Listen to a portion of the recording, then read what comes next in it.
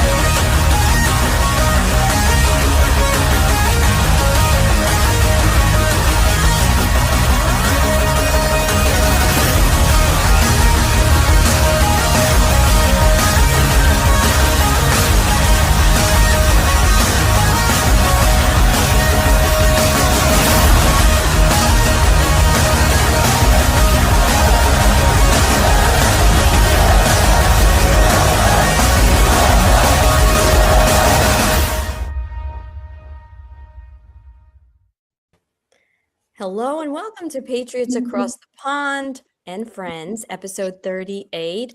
Good morning, good afternoon, good evening, wherever you hail from today. And we are very, very fortunate to have the esteemed Sheriff Richard Mack with us today. We're going to talk about a lot of different things. How are you today, Sheriff? I'm doing great. It's great to talk to you across the pond, and thanks for having me. Appreciate being back with you. Good. Whereabouts are you in? Are you in Florida? I'm in Arizona. Oh yeah, brilliant. Yeah.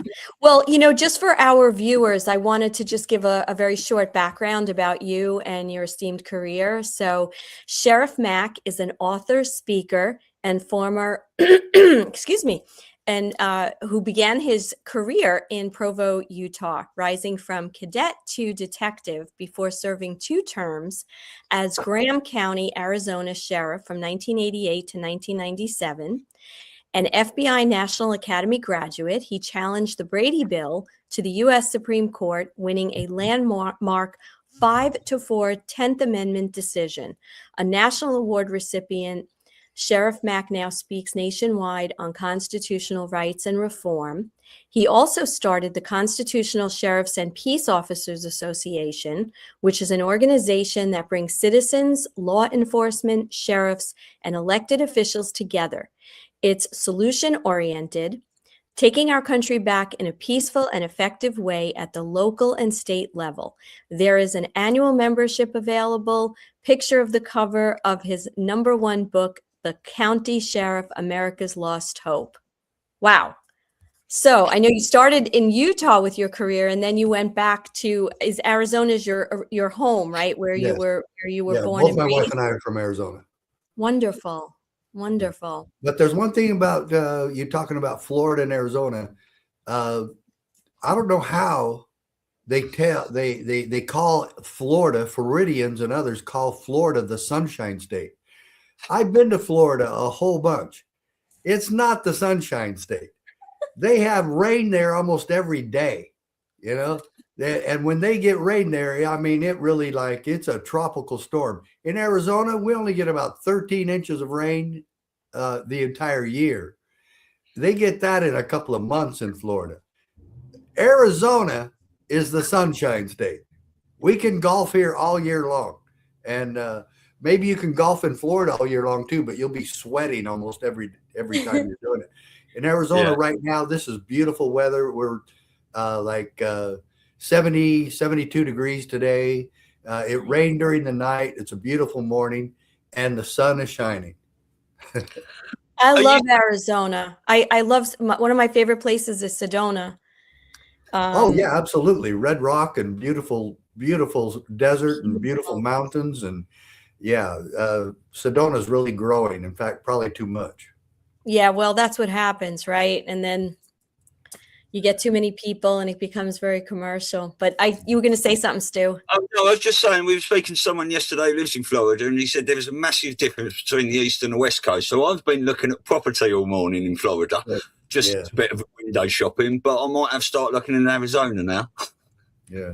Well, I grew up here. My wife grew up here. Both of us grew up here, and we love the desert. We love the mountains. There's a lot of mountains in Arizona. People don't realize that. And in my county, it was mostly desert, but there was Mount Graham, which was 11,000 feet. And when I was sheriff, the big issue there was that the University of Arizona and the Vatican constructed a telescope. They each own a telescope up on Mount Graham, and there's 3 major telescopes up on that mountain. And that's, of course, where I did all my Boy Scout campouts, and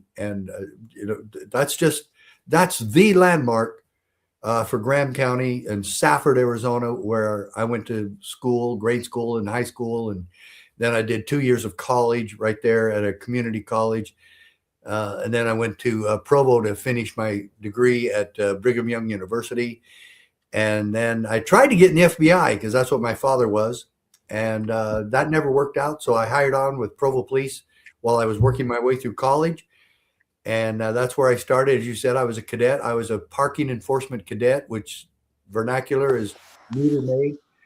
And I've done everything in law enforcement imaginable, except I never shot anybody and I never beat anybody up. Okay. Yeah.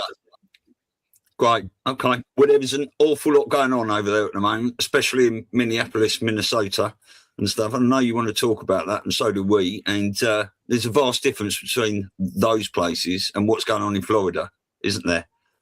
As an example. And also Arizona, for that matter. We have some crazy Democrat leaders here, our governor and our attorney general. She just came out and our attorney general, Chris Mays, this lady, I don't know why she would do that, but anyway, she came out. She said that Arizona has a stand your ground law, meaning that you can go ahead and shoot somebody with your gun. And she recommended that people remember that if ICE comes and messes with you, that you can use that stand your ground law. And man, she took a lot of heat. She was asked to resign. Leaders that actually suggest, who are normally and have been very against gun ownership, all of a sudden are saying now, make sure when you're around ICE that you take your guns with you. That kind of stupidity and that kind of lawlessness and promotion of violence, especially gun violence, is just absolutely inexcusable. Yeah. And so, but Arizona and Maricopa County has a good sheriff here, and that's the greater Phoenix area. They are keeping the peace, and the biggest I think dichotomy and comparison is Minnesota to Florida. And do you want me to go ahead and explain that right now? Yeah, please. Yeah, absolutely. Well, you see, Florida has 67 sheriffs. Minnesota has about 87. Florida is a little bit bigger geographically, so they have larger counties. In Arizona, we only have 15 counties, and we're the 6th largest state geographically. So our counties here are very big. Maricopa is way too big. It needs to be divided up. They need to make 4 or 5 counties out of Maricopa. But I wish they would. But the thing of it is, if you look at what's going on in Minnesota and compare that to what's going on in Florida, there's absolutely, they're completely diametrically opposite. Because Governor DeSantis called all the sheriffs together and they had a meeting to discuss the criminal element that exists in Florida because of the Biden administration not just allowing, but actually bringing in illegal aliens into our country. And the Sheriff's Association got together, Florida Sheriff's Association got together, 100% of the sheriffs attended the meeting with Governor DeSantis, and they discussed. Governor DeSantis didn't order them what to do. He can't. They don't work for him. They work for the people. We, the people, are in charge of our own sheriffs. We elect the sheriff. We appoint the sheriff, and we say how long he or she will serve. So not the government, not the federal government, not state government. And that's what my Supreme Court case was about, that the federal government cannot tell your sheriffs what to do. We won a landmark case on that, as you mentioned. So after they got together, they all decided that they would 100% help with deportation. There's still protests in Florida. There's still people that want to protest what ICE is doing. And I don't see where ICE is breaking any law or being too overly aggressive. I do not like, I preach against police violence. I always have. And I never, in 20 years of law enforcement, and I was 5 years on the street as a patrol officer, I never committed an act of violence against another human being. Never.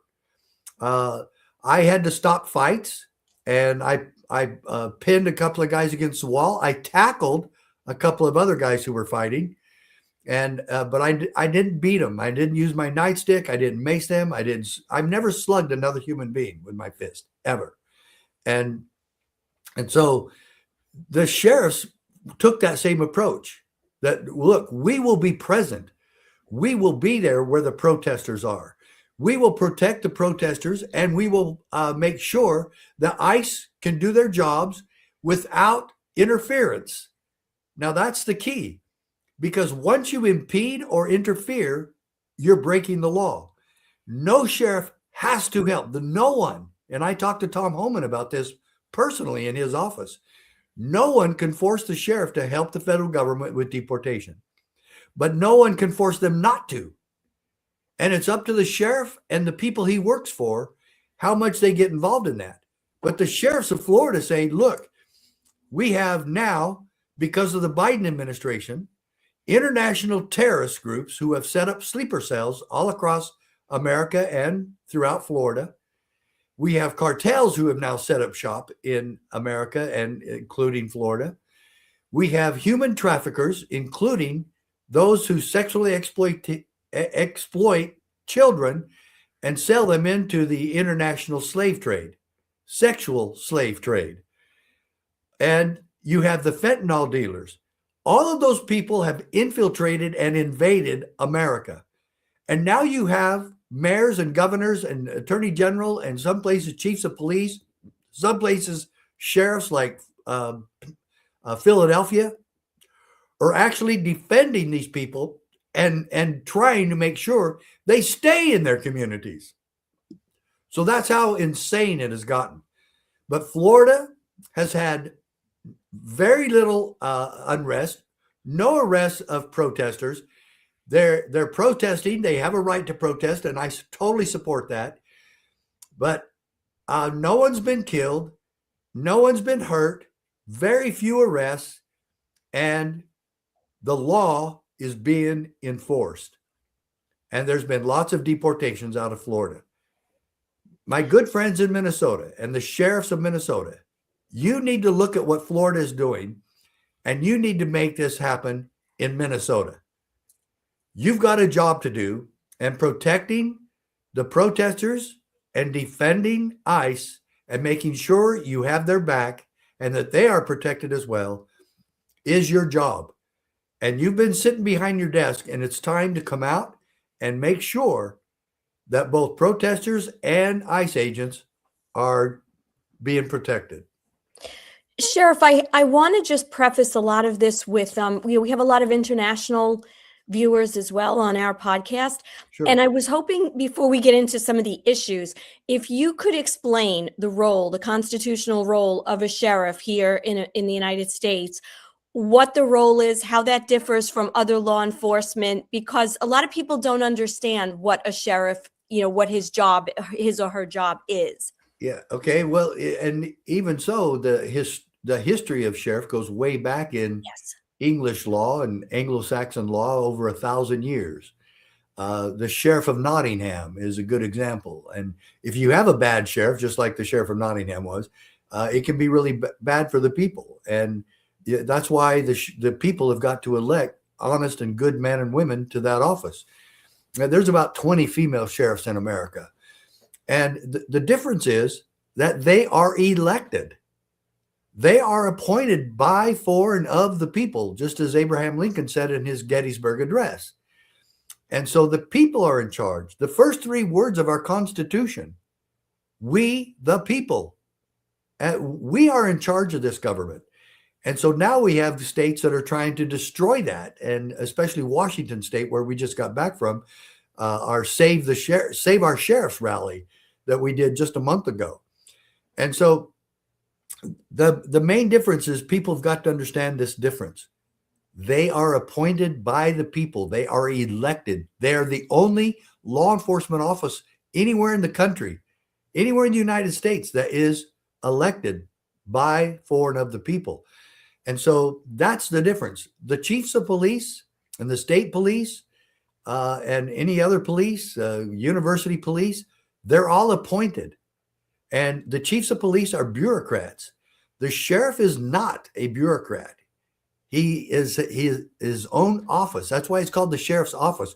We're not the sheriff's department. I hear the news media calling the sheriff in Pinal County in Tucson about this investigation going on with the Savannah Guthrie's mother. They call it the department, sheriff's department. It's not a department. A department is a division of the county or the town. It's not a division. It is its own office, and the people own that office, and he reports to them only. The only supervisor, the only boss the sheriff has are the people of his county. And that's a fine line that he has to walk. But he does their will and he does their bidding, but he cannot violate his oath of office. And that's the key component here. And I want to remind every peace officer in America and every chief of police and every sheriff, all of you take the same oath of office required by the Constitution in Article 6. You swear an oath of allegiance to the Constitution, and you cannot violate that oath, even if your boss, the people, ask you to. And the chief of police reports to the town manager or to the city council or to a committee of other bureaucrats. He doesn't adhere to the will of the people and really report to them. But the sheriff does. And sometimes the sheriffs forget that. And sometimes there's even sheriffs who are ignorant of that and don't realize that they really work for the people and answer only to them. And every 4 years when he's campaigning, he starts to remember that. But the sheriff and the chief of police are similar in a lot of nature. And chiefs of police are within each county in this country. There's police departments. So how do they get along? Well, they should be communicating every month and trying to stay on the same page a lot, but they don't have to. But the gentleman's agreement between chiefs of police and sheriffs is that the sheriff will handle all calls for police and law enforcement outside the city limits of the city. And then everything inside the city limits is handled by the chief of police and that police department. The sheriff does have concurrent jurisdiction, and the people in those cities still elect him and help elect him. And he represents the entire county.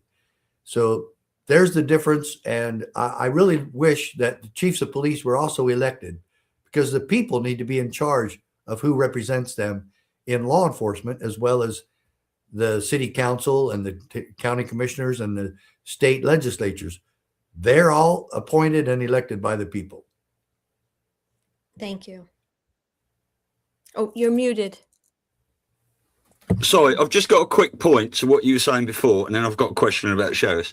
It's amazing, isn't it, what you were saying about these governors that were against the Second Amendment, and now they're suggesting that their people can shoot ICE and stuff like that. It's amazing how these people flip-flop to change their narrative, isn't it, and to do all these things. But sheriffs, can you just tell me because me coming from England, I don't know too much about it, but I thought the sheriff had the authority. Can you tell me what the hierarchy is of how it comes down? Maybe is the governor above that? Is the sheriff above the governor? How does it work?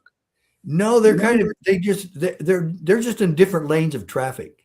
Right. In the county, Thomas Jefferson said that the top executive in every county is the sheriff.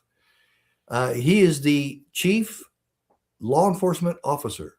Yeah. And in our Supreme Court case, Justice Scalia called the two of us sheriffs that were the plaintiffs in this case. He called us the Cleos, the chief law enforcement officer. And we are.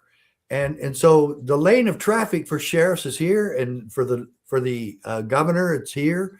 And we certainly will work together, just like the sheriffs did in Florida with the governor there. But the sheriff is completely autonomous. He is independent, except for his relationship with the people in his county.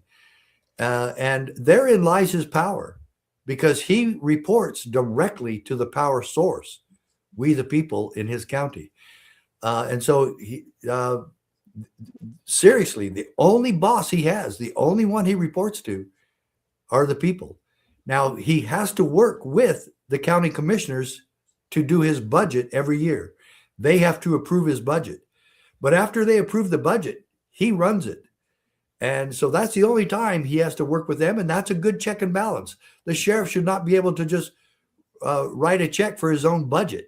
It needs a check and balance, and that's what it is, working with the county commissioners. But yeah, and they need to work together, obviously, sometimes, but he doesn't have to, and they know it. And this is how government's supposed to be, that the public officials report to the people and take care of the people. And so it's really different in every state as to how the sheriff is paid. But here in Arizona, it's established by the state legislature what the sheriff's salaries will be. But he's paid out of the taxes of the people. And it's the way it all should be. The chiefs of police should report to the people also. Instead, they have to take orders from the city council. And if the city council is a bunch of Democrats, then the sheriff or the chief of police will be doing the will of them and trying to, confiscate guns and do gun control and all of that. And then the sheriff is saying, no, you're not going to do gun control in my county.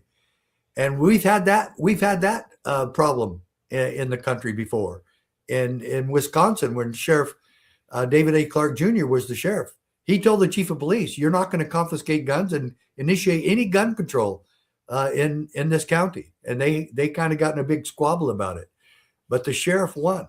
And the sheriffs have done that a lot. The sheriffs in this country have stood against Barack Obama and Biden when they tried to initiate some gun control.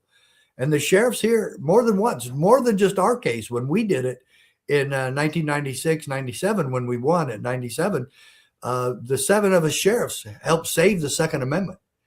And it was probably the most tenuous time for the Second Amendment in our country.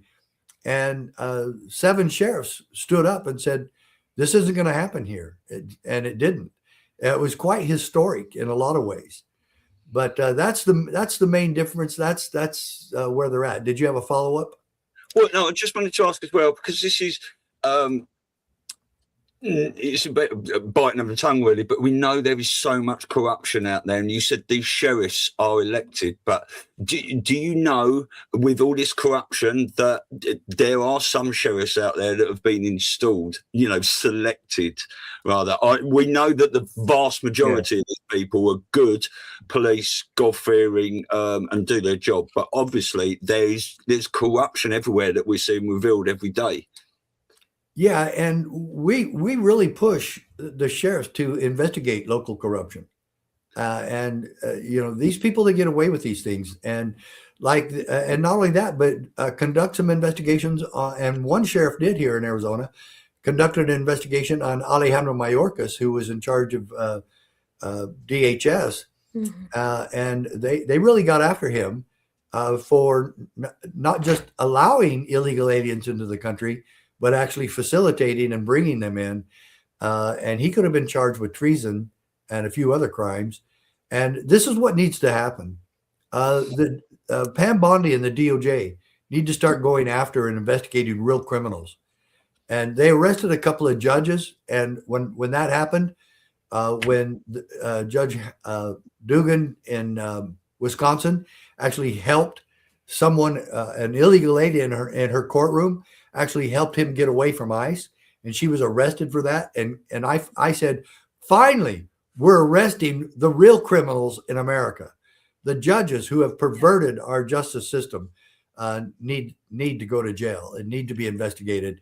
But that's kind of where it stopped, and that needs to happen so much more because really, judges, I believe, have been the biggest culprit in destroying the justice in America. Yeah. I wanted to also bring, the media into this, right? So I'm here in New York, and, for the most part, people don't realize there's a lot of conservatives here. We've been stifled and kind of overshadowed, right, by the loudmouth liberals. However, I think in this country, right, you've got the media that just focuses nonstop on some of the victims, let's call them victims, that get shot. I mean, I just had a conversation with someone who's not very awake to a lot of what's going on, but they hear the sound bites on the news, and they see that, these different individuals that are opposing, or I don't even want to say opposing, but they're getting in the way of ICE doing their job. And I'm not even going to judge because I'm not a law enforcement person, but someone gets killed.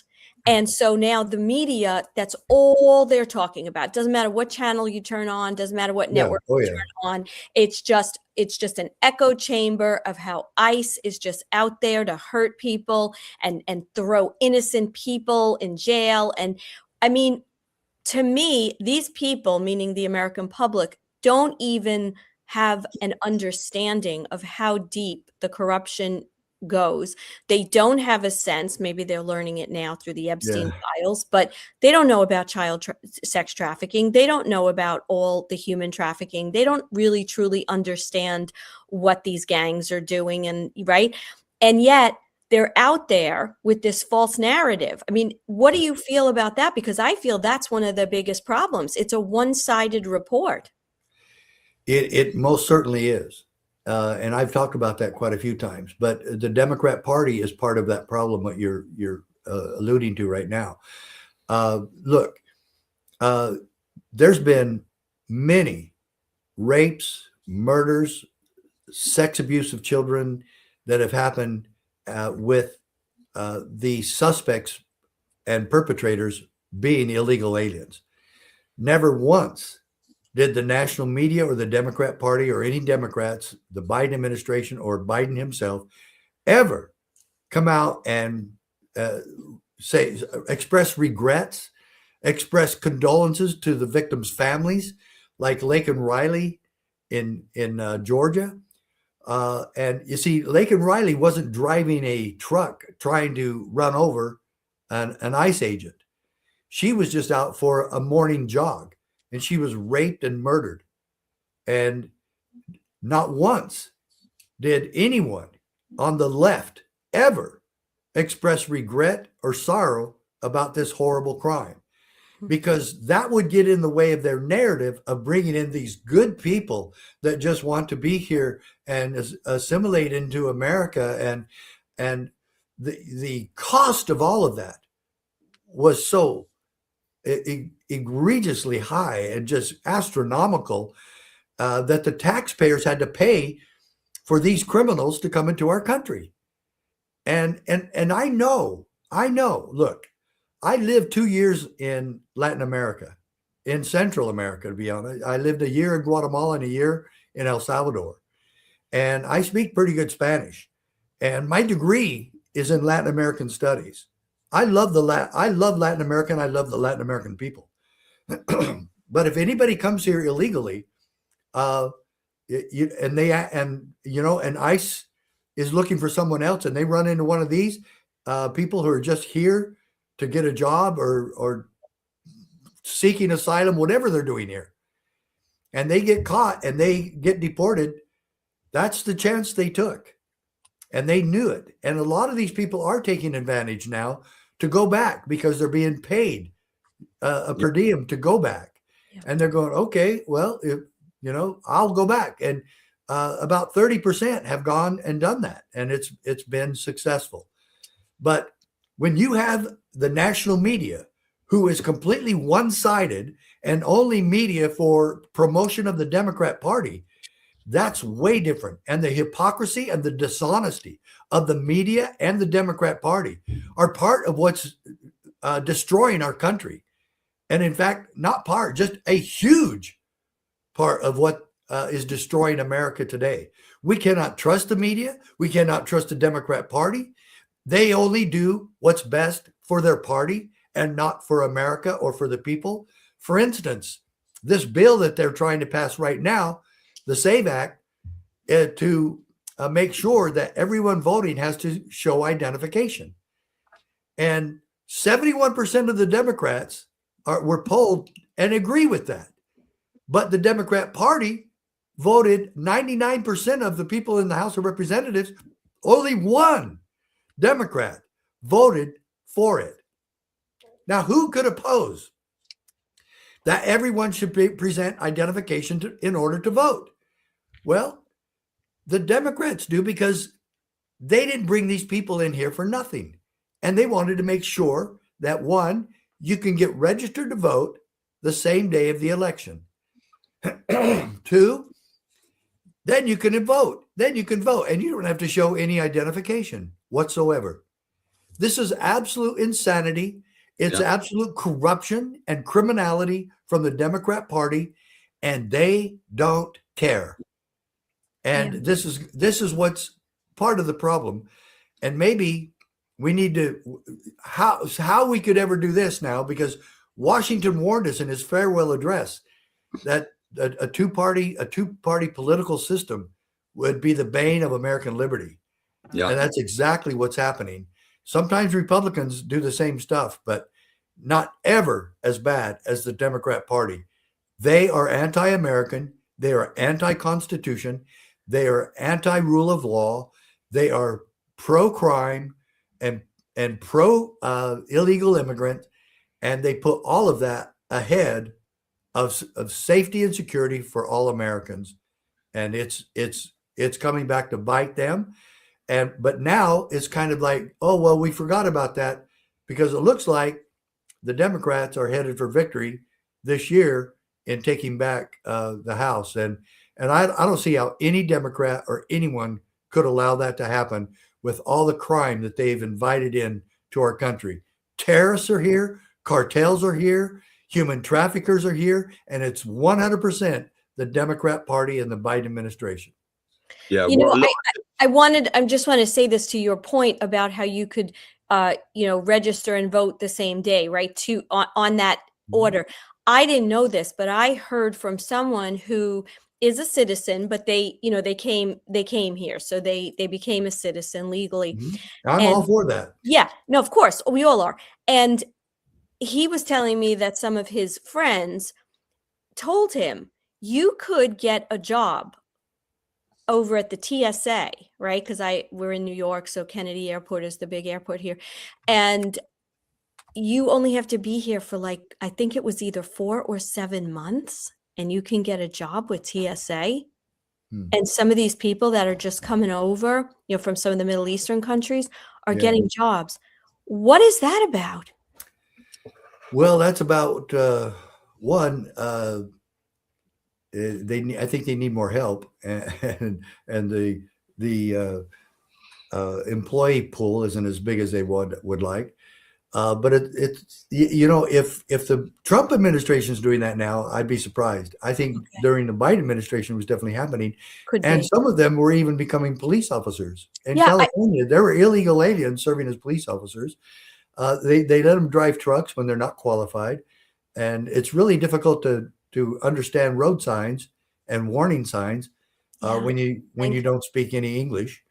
And so this has been just a disaster all the way around. And you know what? If people become citizens, I don't care if they work for TSA or wherever else they want to work. But that's the thing. They've got to be citizens, and coming here illegally is not the way to do it. And there are lots of people who have spent the time and money to become a citizen that have been bypassed by these people, and they're taking their jobs. And a lot of the Hispanic people that I know really are ticked off at the illegal aliens who just come in and start taking over the as job they market. should be. As Yeah, they they should are. be. They're exactly. So anyway, I just wanted to say that because, well, that leads us down a whole rabbit hole of TSA to begin with, and Yeah, that no kidding. debacle. But whatever.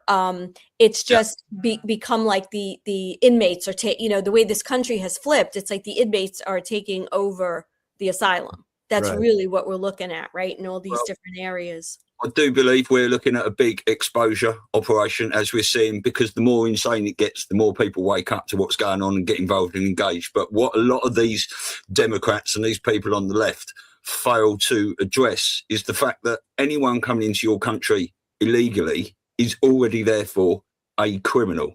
Yeah, of course. So, and Trump has given everyone the chance to do the right thing, and especially with these incentives coming in and stuff, we are seeing a lot of that. But yeah, what you were saying as well, the people that have come there legally are not happy with this illegal immigration at all, are they?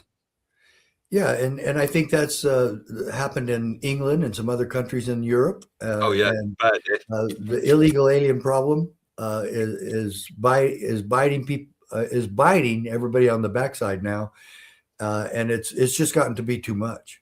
And look what is happening in Minnesota with the fraud from a lot of the immigration problem has raised its ugly head because $9 billion went through these illegal companies established by Somali people, and some of them are here legally.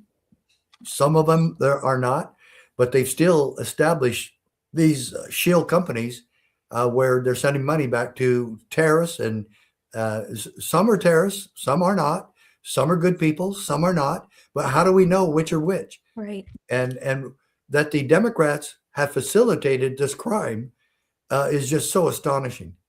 And they're still defending, and they're actually loving the problem with the shootings in Minnesota because that's distracting everybody and the media from the attention to the Democrats that have been part of these shill companies and creating this money laundering through these Somali businesses that never did what they were said they were going to do pursuant to the COVID-19 monies that were available to help people redo their businesses. And it's just been a disaster. It's been a catastrophe. And who ends up paying the bill on all of this? The Democrats do not care that the taxpayers have to foot the bill for all of this. Yeah.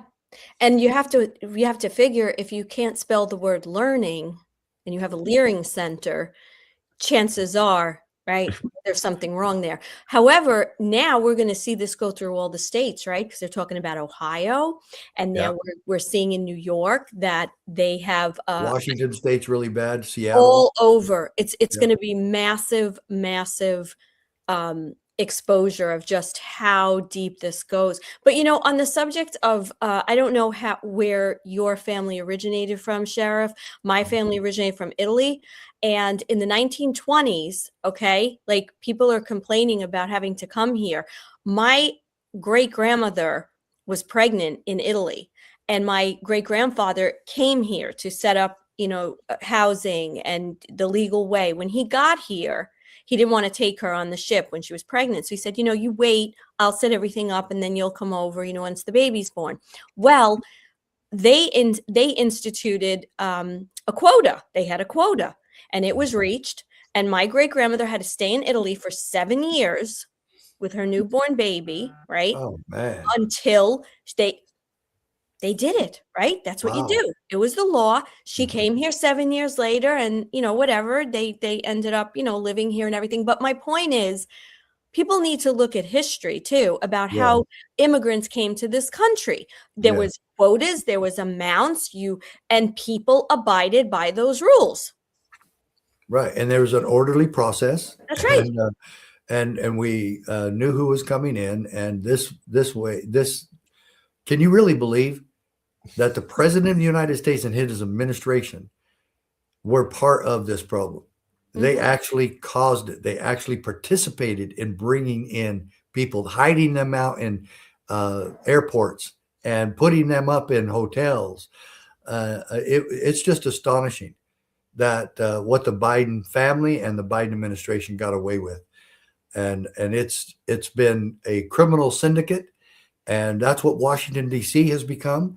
I read a book once called The Sovereign Individual back in the late 1990s. And it said that the only real competition the mafia has is the corrupt government. And they do kind of go hand in hand. And the mafia has been in control of politicians for decades. And these politicians, all they care about is their next donation to their campaign, their next election, and keeping power. Keeping power is what they lust for. And I've never seen anybody lust for power more than Hillary Clinton. And these people that have to stay in office, that should be against the law. But these career politicians are the bane of American liberty. The two-party system. Why do the Democrats oppose everything the Republicans do? Because they're on opposite teams. And the Democrats promote the same issues when they're in charge. But when the Republicans are in charge, they oppose the exact same issues that they're supporting when they're in charge. Because they're on opposite teams and they're supposed to fight. And what gets lost in the middle is the freedom and independence of the American people. And we are the victims of this corrupt political structure between the Democrats and the Republicans. And to fix that is going to be extremely difficult, because you're going to have to get the Democrats and Republicans to let go of some of their power and money. And they'll never do that because they're evil and they're corrupt. Exactly. And it's even more to expose when some of these Democrats are hiding in the Republican Party as Republicans in name only, etc. You know, they've been infiltrated. A lot of uniparty. Two-party politics is there to give people the illusion of choice. And all you want is decent people doing decent things, isn't it? None of this corruption. But it's all been rooted out, I think. Yeah, I think and I just saw yesterday, 2 days ago, how AOC, Alexandria Ocasio-Cortez, who's a state rep or is a U.S. rep from New York, and she was asked a simple question about if Taiwan is invaded by China, what would the United States do? What should they do? And she had absolutely no clue. I mean, she sat there stumbled. Taiwan is China is, and it looked like Kamala Harris talking another word salad, but she was even worse than Kamala. Kamala's funny because she makes no sense whatsoever, and children are children of the community because children are in the community, and so we have all these stupid Democrats that are the highest now in the polls to be president of the United States. And the Democrats just don't care how stupid you are, how ignorant you are. If that all they care about is putting up somebody with a pretty face that can win. And that's really where they're at. And I'm so sick and tired of Washington, D.C. politics. I do like Trump, and I think he's done a really good job, but he is constantly harassed and harangued by the Democrats. All they do is obstruct. I mean, these people, when you get Charles Schumer, the head of the minority party in the United States Senate, and he says they want to save democracy. Well, the democratic process is, first of all, we're not a democracy, we're a republic. And That's these right. people don't even know. If they don't even know what form of government we have, how can they help run the government? But the point I'm making is they don't care even about democracy. They could care less. And Charles Schumer is the biggest example of it. Yeah. They want these people to vote. That's the reason they brought him here. And so, of course, they're defending them and trying to keep them here, even the criminal ones, the horrible felony rapists and murderers and child traffickers. They have to keep them all here because they can't decide which ones are which. Yeah. And they're trying to keep them all here. Well, folks, have you ever heard of a greater subterfuge and corruption in your life when the worst criminals and the enemies of America are now invited into our country to set up shop here? Just what do you think the international terrorists and cartels are going to do? They've teamed up. They're working together. And we can't get Republicans and Democrats to work together to get these people to answer to the law and get them out of here. The Democrats are literally supporting these criminals staying here and voting. Well, let's take it a step further for a second. Sorry, Stu, but you're talking about them wanting these people here because it ensures votes for them. Yes. But I think it ensures a lot more too. Well, it's census also. Well, more than that, because first of all, it creates chaos. So everybody's looking there instead of looking at who the real criminals are, right? Yeah. And secondly, do you think there's kickbacks? I mean, if you're letting people that are selling drugs and selling children, aren't you benefiting financially? And that's what I'm hoping is what the disclosure is going the cartels and the Somali corrupt businesses and all that. Of course, they donate back. They donate right back to line the pockets. Yeah, of course. Yeah. No question. Mafia does it. And these companies, the checks are in the name of these companies. And so it looks clean because they're money laundering. Yes. That's what money laundering is. You make the money, the corrupt criminal money, you make it look clean. That's called money laundering. Well, that's what I think people have to realize. See, I think trying to convince people that the Democrats want the crime is kind of the wrong road. The real road is they want the criminals so they can enrich their own pockets. Yeah. And in the process, they just don't give a crap what it does to our country. Of course, of course. In every deal, there has to be a benefit, and their benefit is votes and money. And that goes for Europe as well, because human nature is the same. So you've got this barrage of people that are destroying all these European countries. Who's it's always about follow the money. Who's making the money on all of this? Well, they can't make any money if they're not in power, are they? So that's why they have to do everything to keep hold of it, or as much of it as they can in certain positions. But it's interesting what you said about AOC, because Gretchen Whitner did exactly the same almost, didn't she? She was answering the question, sort of mumbled a bit, and then passed the microphone over to someone else to answer it because she couldn't do it either. Yeah. When you go to some of those things, you might want to know a few things about foreign affairs before you get there. Exactly. But it's such a joke, and politics is such a joke. Leadership is such a joke. And then you really get a leader like President Trump, who the first race he ever ran was for president, and he wins because you know what? Most of the people that flocked to him in the first election were because we're sick and tired of politicians, and we were sick and tired of the smooth talking Barack Obama.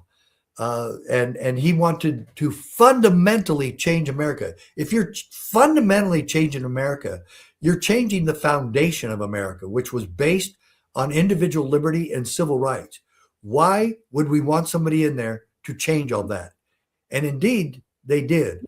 And Barack Obama's stupidest comment was during the debate with Mitt Romney, Tweedledee and Tweedledum, really, that were doing that debate.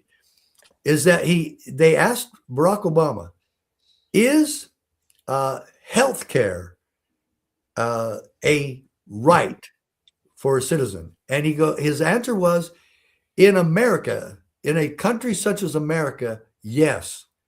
Rights don't change because of what country you're in. Rights don't change because how wealthy you are or how poor you are. You either have a right, because rights come from God Almighty.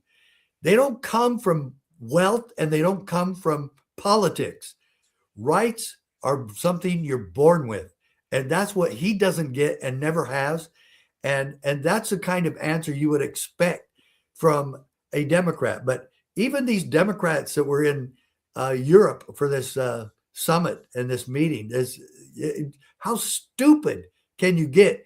And the international audience should be looking at these people, and the Democrats want you to be president? No, because these people have never done anything and they don't know what they're doing. And AOC, you know what? I think it's great that you were elected, that the youngest woman ever elected to the House of Representatives. That's fine with me, but you have to know what you're doing. And you went from a barmaid or a bartender to the House of Representatives. Great. That's fine. But get educated and know the Constitution and keep your word and keep your oath. You don't get to initiate gun control just because all the other Democrats do that. Gun control in the United States of America is against the law. And she was like, after Charlie Kirk was murdered, she said, oh, they said, well, what do you think about this Charlie Kirk thing? Well, I don't like any political violence, but this is the Republicans' fault because I've been trying to get universal background checks for since I've been here, and the bill is on the floor in the committee, and they never do anything about it. That's why this is happening. We've had universal background checks since 1994 in our country. And I opposed it, and we fought it, and that was part of the Brady bill. But that part of the Brady bill stayed intact. It's called the severability clause. And the only thing that we could sue for as sheriffs is to tell the federal government they can't tell me what to do. And too many times you get judges that say, oh, well, now that we have a precedent of gun control is legal because we have a precedent because so many gun control laws have already been passed. And that's what makes it constitutional, is that they violated the Constitution in order to get so many of them passed. Right. These are how stupid the judges are, stupid the Democrats are, and they don't care about the law. And AOC doesn't even know what's going on in the halls of Congress where she works. Get educated and examine your oath of office and tell me that you really keep your oath, AOC.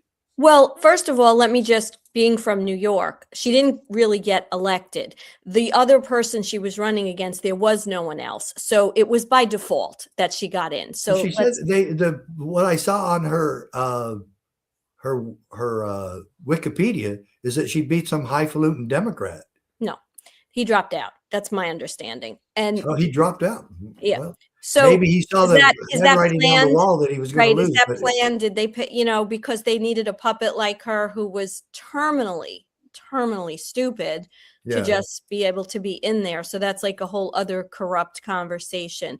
But I wanted to also add, when you were talking about the Biden administration letting all these people in, let's not forget all the children that went missing during that period. That's another issue, because not anybody is talking about this. I'm the only person that has ever heard this, but I've actually talked to some illegal aliens, and they said this. We had to sell our children to pay to come here. Oh yeah. And all these poor people from Latin America, folks, how do you think they paid the cartels $6,000, $7,000, $8,000, $10,000 to come into our country, to pay the coyotes that actually help them come in? That costs on the average of about $6,000, $7,000, $8,000. How do you think they paid? They sold some of their children to the cartels so that they could make the money to get here with the rest of their family. That is what the heinous, criminal, horrible element that these people are forced to address. Not only that, but they make sure that they give their daughters and the wives contraception and pills so that when they get raped, they don't get pregnant. This is how dastardly and pathetic and debased this whole market is of bringing in illegal aliens into our country. And that marketplace exists because of the Democrats who continue to open the doors to these people and just have them fend for themselves to get here. And then, of course, they did the right thing and helped some of them fly in here. Does anybody really believe that the Tren de Aragua gangs walked here all the way from Venezuela? 4,000 miles, 3,500 miles. No, this is so stupid, and the media is so stupid and lies. Well, they're not stupid. They're doing this intentionally, and it's all part of a plan to make sure that the Democrats win and bring in more people. And this, folks, I didn't say this yet, but you need to understand all of this, the sacrifices and the deaths and the rapes and the murder and the slave trade, the sexual slave trade that these 350,000 children were put into. Those children aren't lost. They know exactly what happened to them. They got sold into the sexual slave trade. And that's where they are today.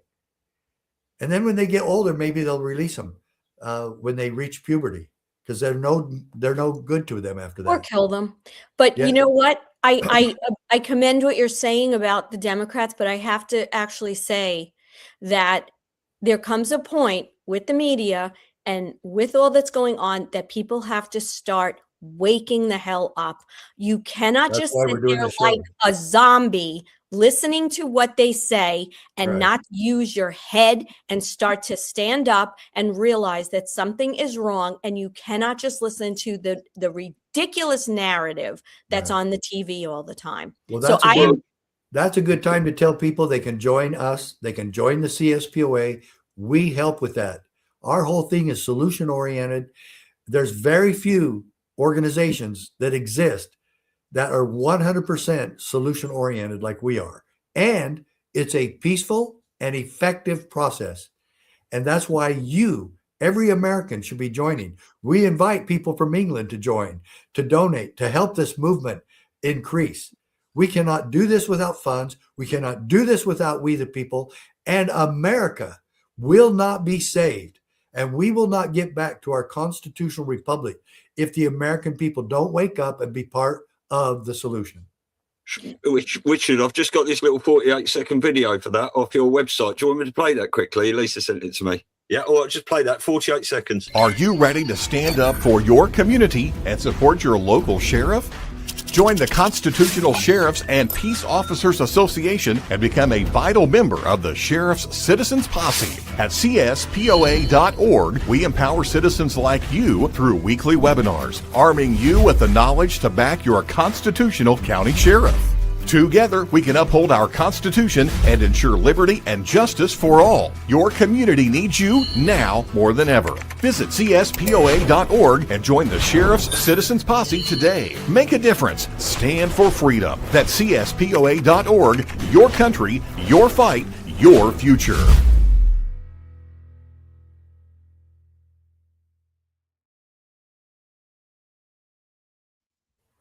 I'm glad Thank you so much. I'm glad we ended on that, because we always like to bring our shows back to some kind of positivity where we're saying there's something you can do. There's some way people can get involved. So thank you for bringing that up. Stu? I've got one final question. Just to, Elisa and I believe everything we're watching and all the information coming out is we are going to see at some stage the 2020 election overturned. So coming your way, Maricopa County is back in the news. Have you got any words on that? No, not really. We've never come to grips with election fraud because the media and the Democrats. But some of those crimes have been committed, as you were alluding to earlier. There's rhinos, Republican in name only, and they're both parties. My biggest thing about that is that there were 6 sheriffs who investigated election fraud in 2020 and 2024, mostly 2020. There should have been 600 sheriffs investigating election fraud. And it just really bothers me how sheriffs just shy away from doing their job and standing for what's right. And they're more, again, even some of these sheriffs, and some of them are friends of mine, and some of them are good people, but they just don't have the guts and the courage to do what they need to do. And it's really hard to teach courage. Yeah. Yeah. Exactly. Yeah. I want to also bring up the idea. I know that you are making, you travel all around and you go to different events. I know you're going to be in Florida at Mel Carmine's event next month. And I think we've gotten you to agree to come to New York in April to the Awakening Summit. I know I've been in touch with you. And it's so important because, especially in a place like New York, we're trying to really wake people up here and make them realize how they can get involved, what is going on out there, particularly from someone like you. Is that in New York City? Is that in New York City? No, it's Long Island. So it's about perspective-wise, it's about 30 minutes from the airport. It's about 30 minutes from the airport in Long Island. So it's, quite frankly, it's a little nicer. Nothing Which against airport? Is it JFK or? Yeah, JFK. Okay, good. Yeah, and there's free shuttle service. So you don't have to worry about that anyway. But we'll get you here fine and take care of you once you're here. So so I want everyone to know, all of our listeners, that Sheriff Mack is going to be a very integral part of this event, and we are trying to bring an element of geopolitical, law enforcement, child trafficking. We're trying to put a big focus on a lot of what these issues are and how people can build their awareness and then get involved. And obviously your organization is a great place to start. Yeah. Well, thank you for that invitation. And I love New York. It's a great state. There's actually 2 New Yorks, as anybody in New York who's ever been to New York, been outside New York City. The rest of New York is a beautiful state. It's green and rolling hills and farms and good people. I love New York City, and I love the other New York. I love New York State. And the history and culture that belong to that state is just absolutely astonishing and amazing. I love it all. And I look forward to being there with you. Yeah. Well, we can't wait to have you. Anything else? Any last words, Stu? Any more? I think we landed right on the right time. Well, thanks again for having me. And it's been a privilege. Everybody, there is help out there. There is a peaceful and effective solution, and it's county by county. And that's what we're focused on. Join us. Give us a chance. Start a membership with the CSPOA posse. If you don't like what we're doing, quit. There's no contract. There's nothing. We know that you'll love what we're doing and you'll be a part of the solution, a peaceful and effective solution for American liberty. Exactly. Not just the sheriffs, it's we the people joining in. Yeah, local action equals national impact, as General Flynn would always say. Thank you, Richard. That's absolutely brilliant. Thank you so much, Sheriff. All right, we'll see you soon. Thanks. Keep in touch. Take care, guys. Bye.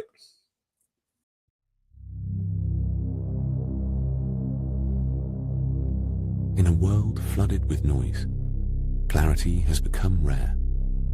People are questioning what they're told and searching for something real. Mr. Heal's modern wellness meets old school remedies. CBD tinctures, methylene blue, gummies and edibles, THC-free wellness, and functional remedies crafted with old school care and modern precision. Biozox, a trusted source for ivermectin and fenbendazole. Biozox, believe your health decisions should be yours, not dictated by politicians or big pharma. Crafted with purpose and precision, freedom forged coffee, cacao and mushroom tinctures, small batch roasted coffee, rich cacao and functional mushrooms crafted with purpose. Verity Metals, redefining what precious metals investing should be. Why choose Verity Metals? We're not just another gold dealer. We're a trusted retirement partner. Our clients choose us because we lead with education, integrity, and transparency. Medical bills are the leading cause of bankruptcy in the United States, accounting for 66.5% of bankruptcies. We can all agree the healthcare system is broken. There is an alternative: impact health sharing, which Yahoo News is calling the disruptor in the $4.6 trillion healthcare system. For more information, visit patriotsacrossthepond.com.